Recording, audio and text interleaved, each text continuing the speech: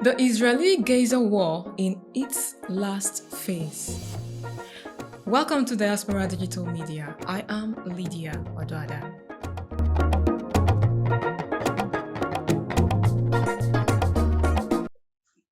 The situation in Gaza remains a complex and sensitive issue, with various international efforts to establish peace and stability. Recently, the CIA Director, Bill Burns, presented a new proposal aimed at bridging the gaps in the ongoing negotiations for a ceasefire and the release of Israeli hostages held by Hamas. This proposal includes terms that were previously discussed and asks for compromises from the parties involved. It suggests a 6-week ceasefire and the release of Palestinian prisoners in exchange for the Israeli hostages. The return of Palestinian civilians to the northern Gaza Strip and the withdrawal of Israeli soldiers from the corridor separating the southern and northern parts of the Gaza Strip are among the main points of contention. The US involvement, particularly the CIA's engagement, underscores the international community's commitment to finding a resolution to the conflict. The proposal was presented during meetings in Cairo, which included representatives from Israel, Hamas, Qatar, and Egypt, reflecting a concerted effort to address the humanitarian and political challenges in the region. The situation in Gaza remains a complex and sensitive issue with various international efforts to establish peace and stability. The negotiations have been marked by a series of proposals and counter-proposals, with mediators from various countries attempting to bridge the gap between the two sides. Subsequent phases would address more long-term issues, such as the lifting of the blockade and the reconstruction of Gaza. Despite these efforts, the talks has faced numerous setbacks, with both sides holding firm on their demands. The complexity of the situation is further compounded by the involvement of regional and international actors, each with their own interests and perspectives on the conflict. This has made the process of reaching a mutually acceptable agreement even more challenging. The international community continues to watch the developments closely, holding for a resolution that can bring lasting peace to the region. The outcome of these talks will have significant implications, not only for Israel and Gaza, but also for the broader Middle East and the global geopolitical landscape. The world awaits a peaceful resolution that can end the sufferings and bring stability to the region. In the unfolding legal precedents involving former President Donald Trump, a significant development has occurred with the release of a jury questionnaire. This document is a critical tool in the jury selection process for what is described as Trump's hush money trial. The questionnaire, which comprises 42 questions, is designed to ensure an impartial jury by inquiring about potential jurors' media consumption, political activities, and any biases that may affect their judgment. Notably, the questionnaire stays clear of direct questions about political affiliations, focusing instead on ability of jurors to remain unbiased and decide based on evidence and law. This approach aligns with the judge's stance that personal feeling towards the parties involved should not influence the jurors' decision-making process. The trial, set to begin shortly, has garnered extensive media attention, reflecting the high-profile nature of the case and its implication. Former President Donald Trump's legal team has been actively responding to the various allegations against him. In one instance, they filed a response to the Justice Department's protective order motion, arguing that it infringed on Trump's First Amendment rights and interfered with his re-election campaign. They claimed that the protective order, which sought to limit the information Trump could share about the case, was overbroad and instead proposed a revised order that would only restrict sensitive materials from being publicized.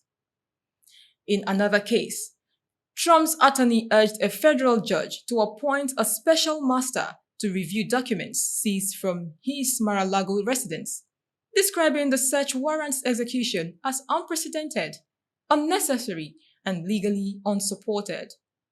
They contested the Justice Department's allegation, asserting that the matters centered around the possession of presidential records by a president. Trump's legal team has disputed the Justice Department's characterization of certain events, such as a meeting on June 3rd, indicating a willingness to challenge every aspect of the government's case. Overall, Trump's defense strategy appears to be robust, aiming to challenge the indictments and protect his rights and interests as the legal proceedings continue. The impeached Deputy Governor of Edo State, Philip Shuaibu, has been reported to have visited the National Secretariat of the People's Democratic Party, PDP, seeking his certificate of return after a factional primary election.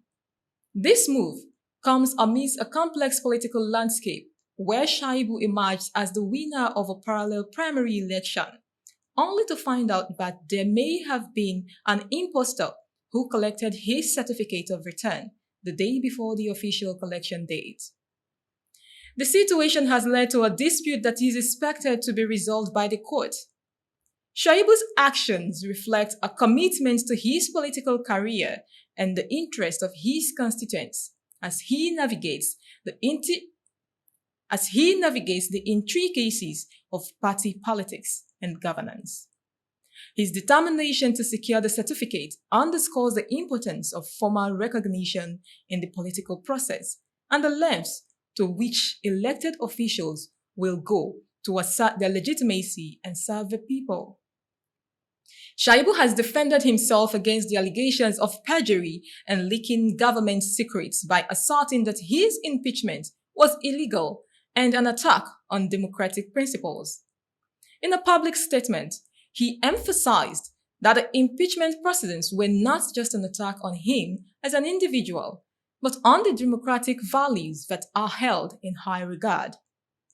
Shuaibu has argued that the charges against him were fabricated and that the impeachment process was used as a tool to thwart his gubernatorial ambitions under the People's Democratic Party, PDP, for the 2024 elections. He has also highlighted that the process did not follow due legal procedure and has characterized it as a descent into dictatorship and a threat to democracy. Shuaibu's defense is rooted in the belief that the actions taken against him were politically motivated and designed to eliminate him from the political contest.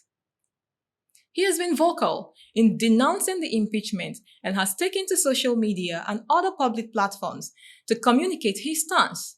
His defense strategy includes challenging the legality of the impeachment in court, seeking to establish that due process was not followed and that the allegations are baseless.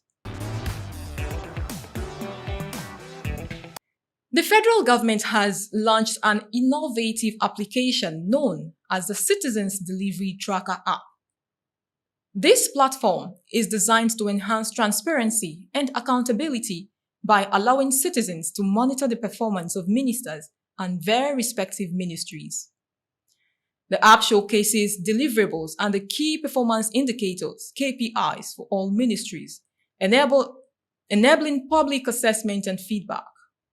This move aligns with the government's commitment to inclusive governance and the promise of President Bola Tinubu's administration to ensure that citizens play an integral role in the governance process. The app is expected to foster a stronger connection between the government and its citizens, providing a dynamic and user-friendly interface for real-time feedback on policies, projects, and programs from anywhere in the country. Access to this app is straightforward and user-friendly, ensuring that all citizens, regardless of their technical expertise, can engage with the platform. The Citizens Delivery Tracker app will soon be available for download. making it conveniently accessible on a wider range of devices. This approach not only simplifies the process of accessing government information, but also encourages a culture of civil engagement and responsibility. Like seriously, a tracker app. How many Nigerians in the rural areas have smartphones? Some people can't even afford a meal. And you want these same people to track politicians who are unperturbed about the hunger in the land. Some of those who have smartphones cannot afford the new electricity tariff. If they have to fill the power generating sets to charge their phones with which to download the app, the price of fuel will make you think if buying fuel is better than having something to eat. I think this government should truly consider sailing the Nigerian ship out of the current harbor of hardship, rather than building some tracker app that will not be used, just like the e-Naira app that is now forgotten. The building of this tracker app, I'm pretty sure, will be in millions, if not billions, or even trillions. And the average Nigerian cannot sleep with both eyes closed because of insecurity. Nigerians are fleeing the country on a daily basis through unsafe routes. This government should do better. That's it on DDM's update. I am Lydia Oduada saying thank you for staying with us.